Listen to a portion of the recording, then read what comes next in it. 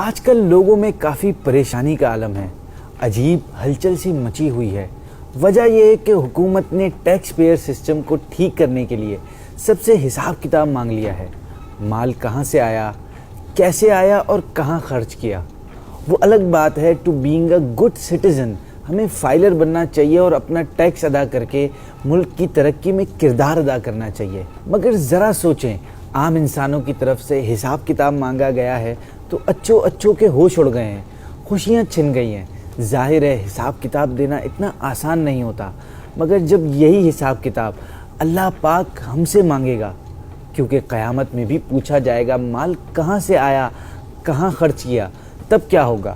اگر جواب موجود ہے تو کیا ہی بات ہے، اور اگر نہیں ہے تو آج سوچیں اس سے پہلے کہ موت آ جائے۔